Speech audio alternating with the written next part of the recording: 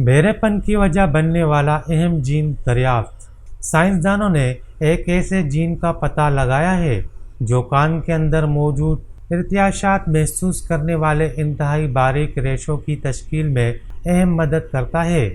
توقع ہے کہ اس سے جین کو دوبارہ سرگرم کر کے سماج سے محروم افراد دوبارہ سننے کے قابل ہو سکیں گے۔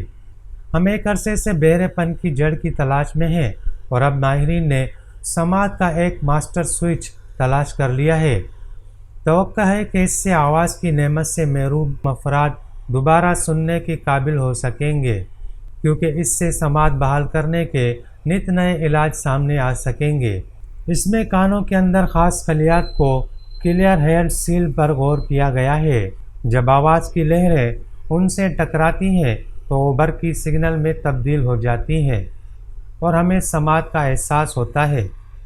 بڑھاپے، کسی مرض یا پیدائشی طور پر یہ خلیات سیلز شدید متاثر ہوتے ہیں۔ 2 سال قبل ماہرین نے ایک ایسا پروٹین دریافت کیا تھا جو رحم مادر میں ہی یہ تعین کرتا ہے کہ بچے کو کلیئر ہیئر سیل کی نشو و نما ٹھیک ہوگی یا نہیں۔ اس کے بعد ماہرین نے غور کیا کہ اسے پروٹین تھراپی سے سماعتی ریشوں کو پھر سے ٹھیک کر کے سماعت بحال کی جا سکتی ہے۔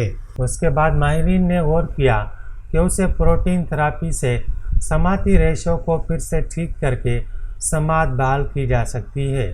اب نئی تحقیق اس خطوط پر جاری ہے جس میں اندرونی اور بیرونی ریشوں کی خلیات کے سماعت پر غور کیا گیا ہے۔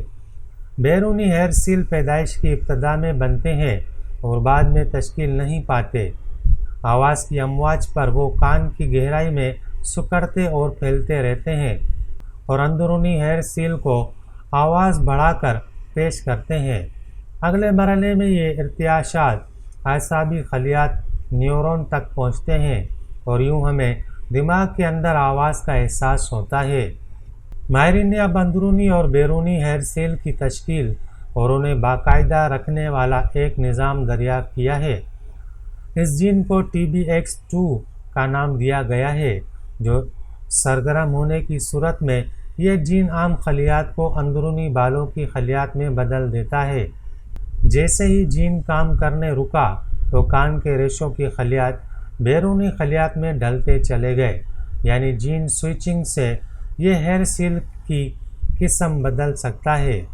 اس تحقیق سے یہ بھی معلوم ہوا ہے کہ آخر بعض اقسام کی خلیات تیزی سے تباہ کیوں ہو جاتے ہیں۔